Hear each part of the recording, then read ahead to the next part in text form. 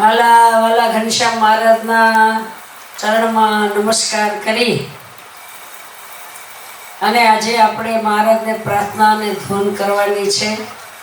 તમે બધાય જાણો છો એમ સદગુરુ પુરાણી હરિ સ્વરૂપદાસજી સ્વામી મહારાજના ધામમાં ગયા. આવા મોટા સંત જેની તમે પણ બધાએ ખૂબ ખૂબ કથા સાંભળી હશે. આપણે આવા મહાન સંત વિશે તો શું કહી શકીએ. અમરેલીમાં જ્યારે 5 વર્ષ થયા અને પંચાબ્દી મહોત્સવ ઉજવો ત્યારે પૂજ્ય સ્વામી હરિ સ્વરૂપદાસજી સ્વામી ત્યાં પધારેલા. 1 કલાક કથા કરેલી. સદગુરુ જોગી સ્વામી સાથે પણ પધારેલા ઘણી વખત. આપણે અહીંયા આ મહિલા સંસ્કાર કેન્દ્ર અમદાવાદમાં પણ ઘણી વખત પુરાણી હરિ સ્વરૂપદાસજી સ્વામી પધારેલા. અને આપણા એ વખતે જ્યારે સ્વામી પહેલાં બોલતા ત્યારે તો ઘણી વખત કોઈ પણ પ્રસંગ હોય આપણા અમરેલી કે અહીંયા, અને આપણે આગ્રહ કરી મોટા સંતો આવતા હોય તો સાથે પુરાણી હરિ સ્વરૂપદાસજી પધારતા. ખૂબ રાજી હતા. અને ભજન કરતા કરતા જો એક મોટા ઋષિ મુનિઓની સ્થિતિ કરતા ઊંચી સ્થિતિ જેની, અને આપણે એક ઘડી પાણી વગર કે જમ્યા વગર ન રસાય કે આવા ઉનાળામાં જઈને 25 દિવસ સુધી એટલું શરીર ફ્રેશ અને ભગવાનનું અખંડ ભજન કર્યું. અને અગાઉ એને કીધું કે હવે મારે 22 તારીખે મને મહારાજ તેડવા આવશે એવું અગાઉ એને કીધું. બરોબર 22 તારીખે જ મહારાજ આવ્યા. અને તમે બધાએ સાંભળ્યું હશે કે એને કીધું કે મારે ઓલા સાથે જે અર્પિત ભગત હતા કંઠીલો નવી તુલસીની કંઠી પહેરી, જનોઈ સાથે એને હાથે પહેરી લીધી, કપાળમાં તિલક ચાંદલો કર્યો અને ગોપીનાથજી મહારાજની કે મારે હવે આરતી કરવી છે એટલે અગરબત્તી કરી તાત્કાલિક દીધી. એટલે ગોપીનાથજી મહારાજનો મોટો એના રૂમમાં ફોટો ત્યાં આરતી કરી.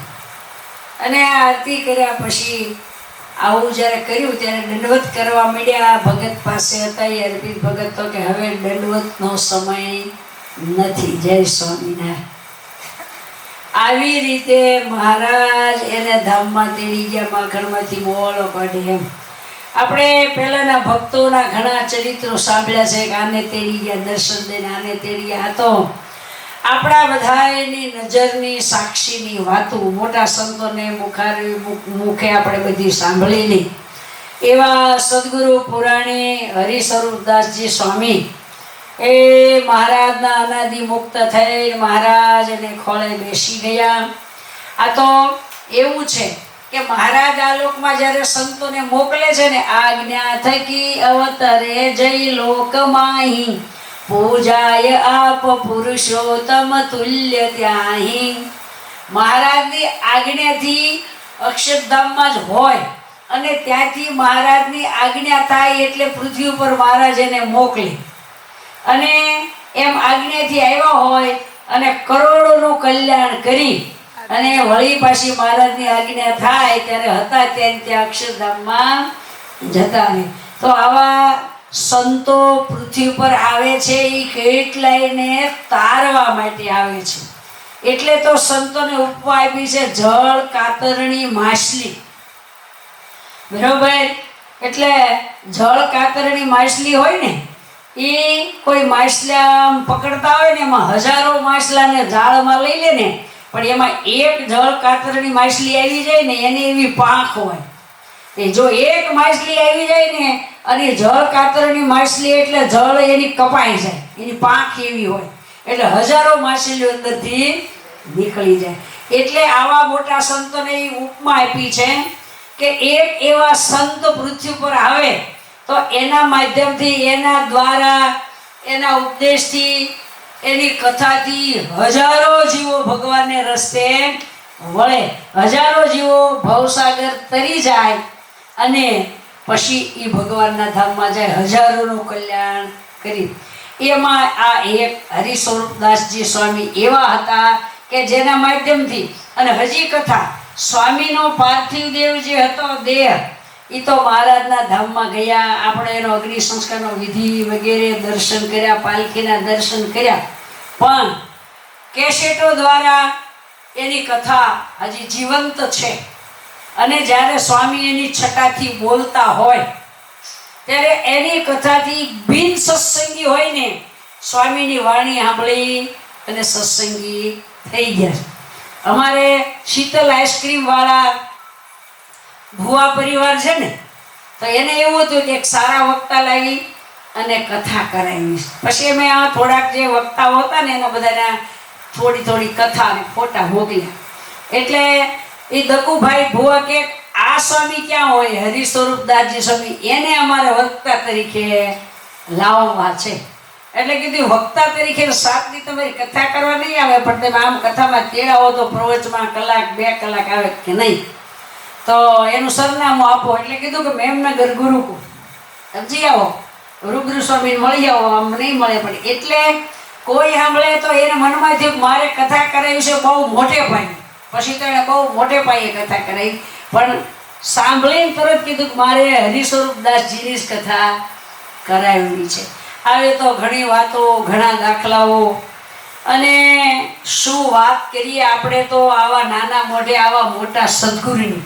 તો એવા સદગુરુ મહારાજના ધામમાં ગયા તે બધાને આપણે બહુ ખોટ પડી, ગુરુકુળ પરિવારને ઘણી ખોટ પડી, અરે કેટલા સમાજને, અને પરોક્ષમાં પણ બધાને સ્વામીની બહુ ખોટ પડી.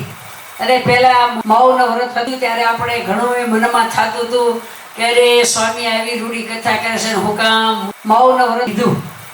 એટલે કીધું બોલે તો સારું, બોલે તો સારું, એમ મનમાં કાયમ હતું. અમે તો કેટલી પ્રાર્થના કરતા કે હે મહારાજ સ્વામીને બોલતા કરી દો તો સારું.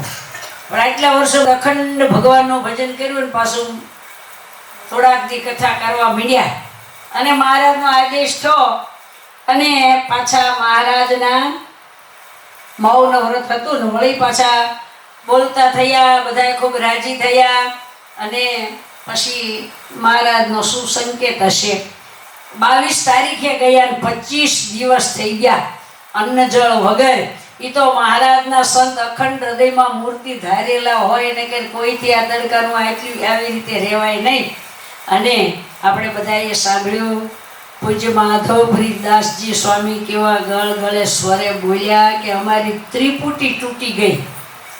જ્યારે આપણે ગુરુ પૂનમ હોય, ચારોળી ઉત્સવ હોય જઈએ તો સદગુરુ બાલકૃષ્ણદાસજી સ્વામી, સદગુરુ માધવપ્રીતદાસજી સ્વામી ને સદગુરુ હરિ સ્વરૂપદાસજી સ્વામી, આમ તો પેલા 4 હતા. પૂજ્ય પુરાણી સ્વામી ધામમાં ગયા એટલે ત્રિપુટી, પણ એમાંય મહારાજની જેવી ઈચ્છા તે મહારાજ સ્વામીને ધામમાં તેડી ગયા.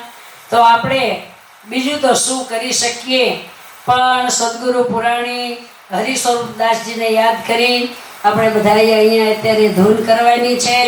અને પૂજ્ય માધવપ્રીતદાસજી સ્વામી ને પૂજ્ય બાલકૃષ્ણદાસજી સ્વામીનું સ્વાસ્થ્ય ભગવાન ખૂબ સારું રાખે, ખૂબ સારું રાખે, આરોગ્ય સારું રાખે, એવી પણ આપણે ભગવાનને પ્રાર્થના કરી. અને સ્વામીના આરોગ્ય માટે પણ આપણે ધૂન અને પ્રાર્થના કરવાની છે. તો બધાય આપણે ભગવાનની મૂર્તિ હૃદયમાં ધારી અને પ્રાર્થના અને ધૂન કરીશું. સ્વામિનારાયણ સ્વામિનારાયણ.